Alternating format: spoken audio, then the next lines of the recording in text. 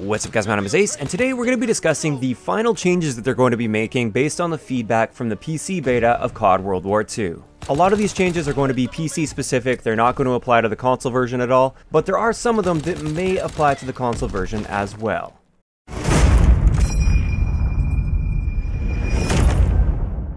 So first up, we're going to be talking about the thing that is the main title of this video, because I hate it when YouTubers go through a whole list of things and you're only really there for the one thing that was in the title. I'm going to talk about that first, but I hope you stick around to see the other changes that are made as well. This first big change is leaning. If you guys remember from Ghosts, you could lean around corners, and some people liked this, some people didn't like this. Some people felt like it slowed the pace of the game down, other people just liked that they had more options to peek around corners without fully exposing their body.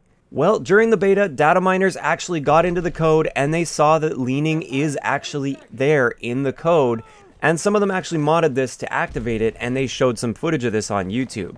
I'm not going to be posting that footage because, first off, not my footage. Second, it is leaked material, it is data mined material, and that's always a scary thing to be uploading to YouTube, so I'm definitely not going to be touching that, but I'm sure if you do some searching you'll be able to find that video. But basically, leaning is already in the code of the game, they just didn't have it activated for the beta, and I'm not sure if they ever actually planned initially to have this activated, but after those data miners posted the leaning, a lot of people were saying, hey, why don't we have this in the game? And it looks like, according to Sledghammer's posts, they are going to be activating leaning, at least for the PC version of the game. We have no idea if this is going to be coming to console as well. I'm actually kind of thinking that this might be the one PC specific thing that we're not going to see in the console version, but I could be wrong. I'd like to know what you guys think about that though in the comment section below. Do you guys want leaning to return to the game, or do you prefer if that lean feature isn't in the game at all? For me personally, I never really used the lean feature that much in Ghosts, and honestly I felt like it did slow the pace of the game down a little bit. I'm not too sure if that was actually one of the factors that contributed to it, but overall I really didn't miss the lean once we moved on to the next game. I didn't miss it at all, so I'm fine with it not being in the game. I'm also kind of okay with it being in the game. I've got no problem with it being in the game, but I think overall I would prefer if it wasn't. Moving on to the next big thing they discussed in their post here, this is anti-cheat and hackers. For a lot of you guys that played the PC beta, you may or may not have run into an aimbotter or a hacker, somebody using some form of hack in the PC beta. Personally, I was fortunate enough to not run into any of them at all during my playtime on the PC beta, but I saw tons of clips where it was absolutely clear that they had an aimbot, and that's really frustrating to see for a game that is still in the beta stages. It's not even out yet, and there's already hacks out there.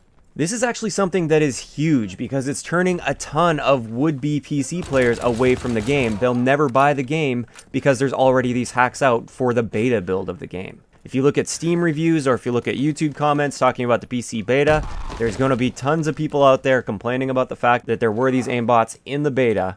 Sledghammer made a statement. They said, "We have yet to deploy the suite of anti-cheat / hacking technology that they'll use when the full PC game is live." So basically what they're saying here, and I'm not 100% sure, this could just be marketing talk and they couldn't keep up with it at the time, or this could actually be 100% the truth. Apparently they didn't have their anti-cheat live during the beta, which is kind of confusing to me. I'm not a programmer, I don't understand how all this back-end stuff works, but to me it seems like they should have had that in place for the beta to give the best first impression possible to the player base, because a lot of people are treating it as a demo rather than a beta.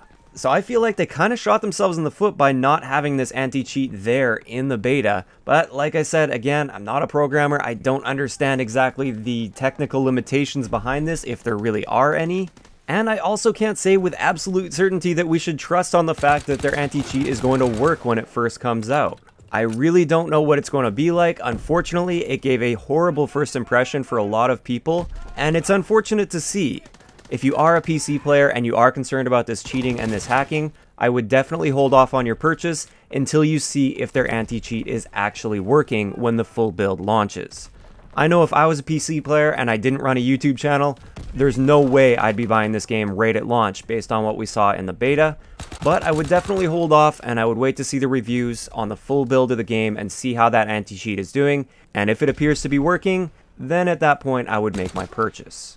So here's to hoping that their anti-cheat system will work properly. Of course, it's a PC game, hackers are going to be there, it's just how effectively are they going to be able to deal with those hackers and stay one step ahead of those hackers. That is something that we have yet to see, and it will have to be monitored as time goes on. So finally, they're making a bunch of changes to the UI, keeping in mind that almost all of these changes are going to be PC specific, but there are one or two that we might see on console.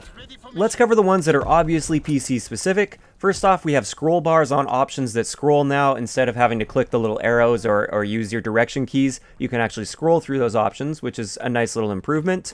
Next, they're going to allow numerical entry to mouse and controller sensitivity options. So instead of, once again, clicking on those arrows or like scrolling through that slider, you also have the ability to just directly enter the exact sensitivity that you want. I really like that idea as well. Next, they're going to make the resolution options more clear and consistent. Not 100% sure what this means, but basically from what I remember, you had your native resolution, which was 1080p, and then you could go like 75% of that or 50% of that or something. I think they're just going to be a bit more clear on that, maybe provide a few more options with the resolutions as well. Instead of just going up or down a certain percentage of the resolution, they're going to actually display it a little bit more clearly for us. And they're also going to have an option to have a video memory indicator on your screen, as well as give you warnings when your video memory is being overused.